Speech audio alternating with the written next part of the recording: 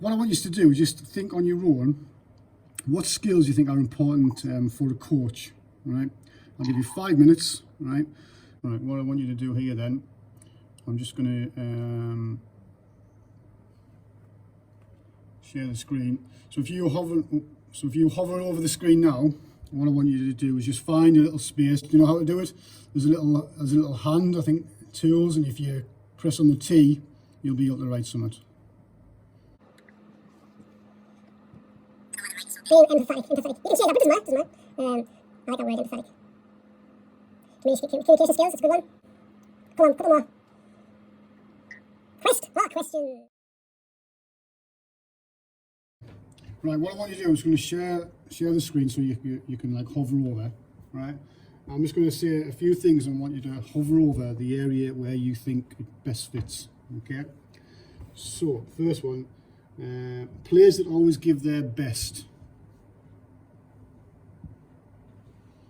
So just hover over so players that always give their best.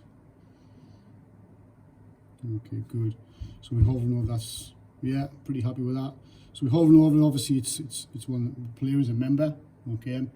And we're heading towards what their preferred behaviour is. Good. So it's a member characteristic. Good. A coach that shouts at his players. So where would you say that was? Okay, good. Yeah. So we're talking about leader characteristics here, aren't we? And obviously, if you're going to shout at the players, is that going to lead to a good performance or a bad performance? Communication, okay. Zach, what do we think about communication? What does that mean when we talk about verbal and non-verbal? So verbal, the way you talk to people, and the way, and non-verbal is like your body language. Excellent. Okay. Right, I'm going to get you to do a little activity now, right? And I'm going to put you into pairs in a breakout room, okay? So you're going to write down what the term organisation means to you. Okay, and you're going to discuss what coaches need to do in order to be fully prepared for their sessions, because we've already touched on what organisation is. Okay, so I'm just going to put you into some breakout rooms.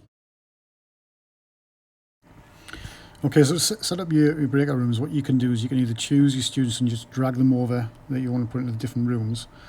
Okay. Or you can, at the top right there, you can see randomly select or randomly assign. That would automatically do it. If you wanted like more than 2 rooms, you would just literally click the little box there and tab down how many you want. You can also put the duration in there if you want. You are currently the only person in this conference. Okay, so I'm gonna join the first room.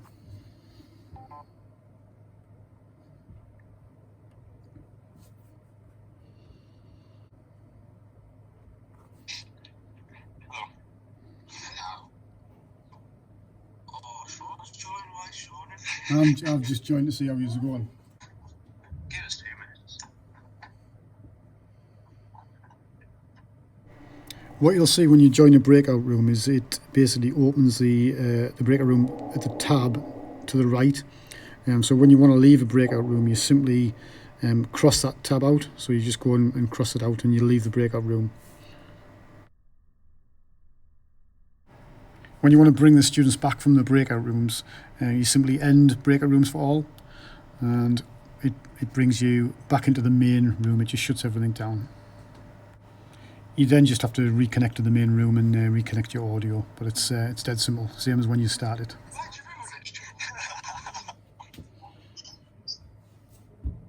Hello lads, you all back in the main room now?